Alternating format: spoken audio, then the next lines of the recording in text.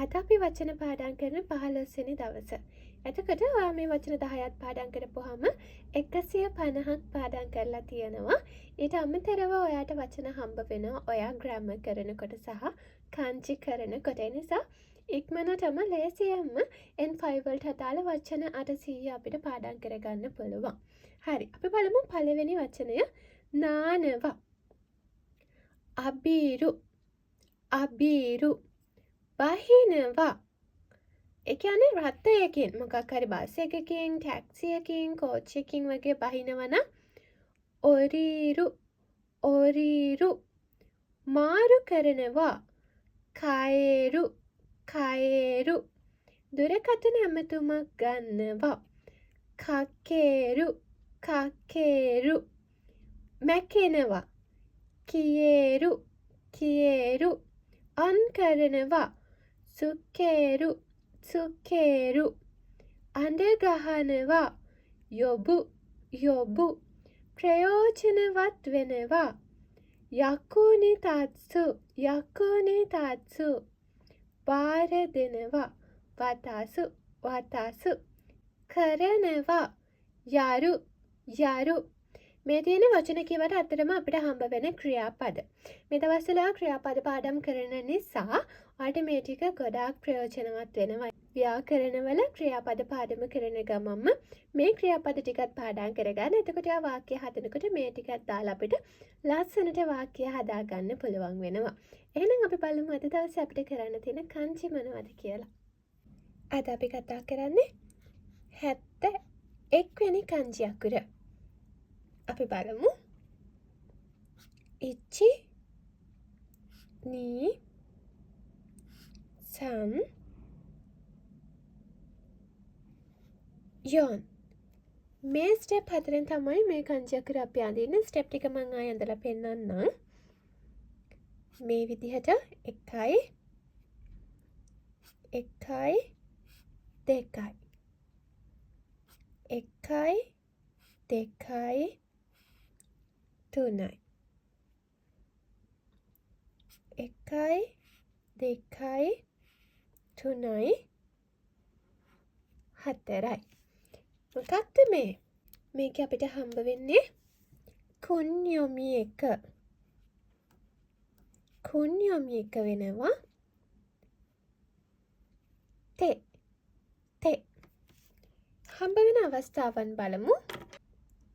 මේ කංචි අකුර තනිවම මෙහෙම අපිට හම්බ වෙනවා නම් තේ තේ කියනවා අත අත hand. ඊට අමතරව අපි තේ කියලා කියනවා ආම් එකටත්. අතේ ආම් එකටත් අපි කියනවා තේ කියලා. ඊට අමතරව අපිට මෙන්න මේ විදිහටත් මේ කංචි අකුර හම්බ වෙනවා. මොකක්ද මේ?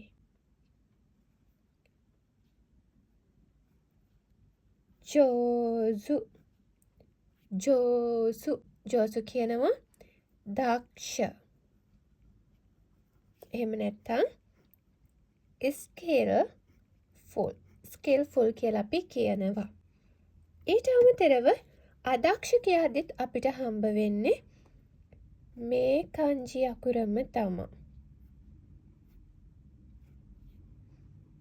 මොකක්ද අදක්ෂයි කියන්නේ? හෙත හෙත අදක්ෂ.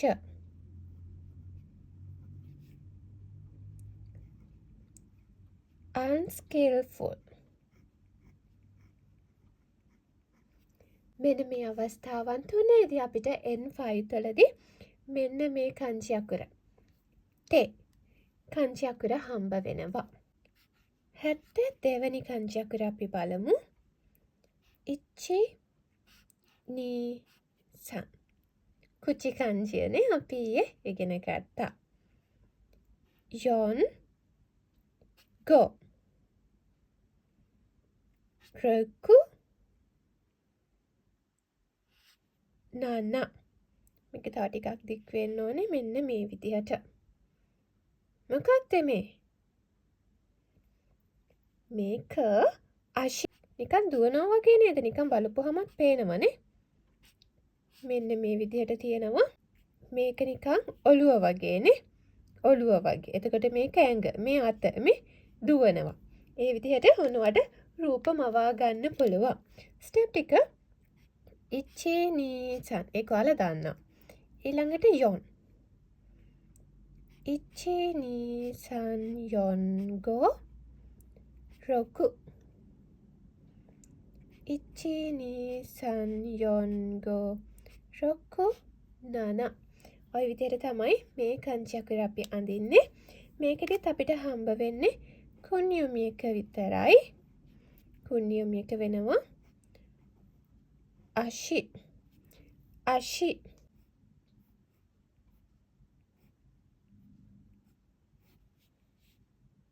මොකක්ද මේ? අශි. අශි. අශි කියනවා foot. එහෙම නැත්නම් leg. කකුල. අශි. අපිට හම්බ වෙන 73 වෙනි කංචි අකුර. බලන්නකෝ. ඉච්චි නී සන් යොන් ගෝ රොකු නන. ඔන්න ඔය කියන ස්ටෙප් 7න් තමයි මේ කංචි අකුර අඳින්නේ. අන්න මම ස්ටෙප් ටික ලියනවා බලන්න.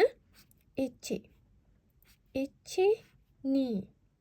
පොඩක් වක්‍රව තමයි ගන්නෙ. ඉච්චි නී සන් යොන්. ඒක ඔයාලට පුළුවන් නේ? ඉච්චි නී සන් යොන්. ඉච්චි නී සන් යොන් ගෝ. ඊළඟට මම එක ස්ටෙප් එකකින් ටික ඔක්කොම අඳින්නම්. ඉච්චි නී සන් යොන් ගෝ රොකු නන. ඔය කියන ස්ටෙප් 7න් අපි අඳිනවා මේ කංචි අකුරෙත් අපිට හම්බ වෙන්නේ කුණ්‍යොමි එක විතරයි. කුණ්‍යොමි එක වෙනවා චිකා. චිකා. ඉච්චි නී සන් යොන් ගෝ රොකු නන. මේ විදිහට අපි අඳිනවා නම් ඊ අකුරත් එක්ක මොකක්ද? චිකයි. චිකයි. චිකයි කියනවා ළඟ. එහෙම නැත්නම් අපි කියන ක්ලෝස් කියලානේ. චිකයි. චූගොකු තෝ නිහොන් වා චිකයි දෙස් නේ. චූගොකුයි ජපානයේ ළඟයිනේ. චිකයි දෙස්. ඒ විදිහට අපිට ඕනම දෙයක් ළඟයි කියද්දි මෙන්න මේ කංචි අකුර තමයි පාවිච්චි වෙන්නේ. 74 වෙනි කංචි අකුර ඉච්චි නී සන් යොන් ගෝ රොකු. මේ කියන ස්ටෙප් 6න් තමයි අපි මේ කංචි අකුර අඳින්නේ. බලන්න. ඉච්චි නී. ඉච්චි නී සන්. ඉච්චි නී සන් යොන් ගෝ රොකු. මේකෙදි අපිට හම්බ වෙනවා ඔන්යොමි එක වගේම කුණ්යොමි එක. කුණ්යොමි එක වෙනවා අ. ඔන්යොමි එක වෙනවා යූ. යූ. අපි බලමු හම්බ වෙන අවස්ථාවන්.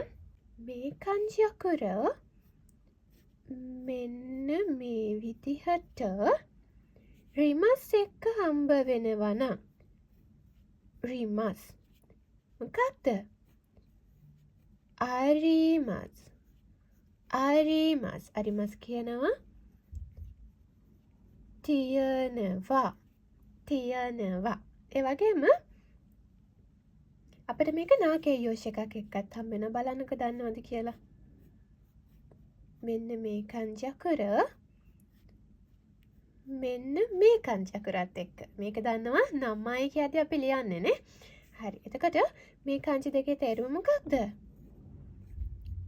යූමේ. යූමේ. යූමේ නා කියන අපි ජනප්‍රියනේ. ජනප්‍රිය. එහෙම නැත්තම් famous. මෙන්න මේ අවස්ථාවන් දෙකේදී අපිට මේ කංචි අකුර N5 වලදී හම්බ වෙනවා. 75 වෙනි කංචි අකුර වන අද අපි ඉගෙන ගන්නේ බලන්නකෝ. ඉචිනිසන් යොන්ගෝ ශොක්කු නන අන්න ඒ කියන ස්ටෙප් 7න් මම ඇදලා පෙන්නන්න. ඉචිනිසන් ඒ කොටස දැන් ඔයාලා දන්නවා. යොන් ඉචිනිසන් යොන් ගෝ ඉචිනි සන් යොන් ගෝ රොක්කු නන. ඔය විදිහට තමයි අපි ඒ කංචි අඳින්නේ. මේකෙදි අපිට හම්බ වෙන්නේ කුණ්‍යොමි එක විතරයි. කුණ්‍යොමි එක වෙනවා හන. හන. හන කියන්නේ මොනවටද? ඔයාලා දන්නවා. හන කියනවා මලට. ඉචිනිසන් යොන්. මෙන්න මේක මොකක්ද? මෙහෙම තියෙනවා නම් හන. හන මල. එහෙම නැත්තම් flower. හන. අපිට මේ කංචි අකුර මේ විදිහට යාත් එක්ක හම්බුනොත් මොකක්ද? හනය. හනය කියනවා flower shop. flower shop. ඊට අමතරව අපි ගිනි කෙලි කියන්නේ නේ. ගිනි කෙලි හනබි. හනබි. එතකොටත් අපිට මේ කංචිය හම්බ වෙනවා. ගිනි කෙලි එහෙම නැත්තම් මල් වෙඩි කියන්නේ මෙන්න මේකත් එක්ක. මොකක්ද මේ? ගින්දර කංචියනේ. හනබි. හනබි. මල් වෙඩි. හනබි බලන්න යනවා කියලා අහලා තියෙනව නේද? හරි. එතකොට අන්න අපි අද කංචි 75ක් ඉගෙනගෙන ඉවරයි. මේ ටික හොඳටම පාඩම් කරන්න ඕනේ. මොකද මේ කංචි 75 තියෙන්නේ හම්බ වෙන අවස්ථාත් එක්ක. එතකොට ඔයාලා දැන් 75ට වැඩිය දැනගෙන ඉන්න ඕනේ. නිසා කට ගහගන්න එපා. ඉක්මනට මේ ටික පාඩම් කරලා ඉවර කරගන්න. එහෙනම් අපි හෙටත් වීඩියෝ එකකින් හම්බ වෙමු. මතනේ.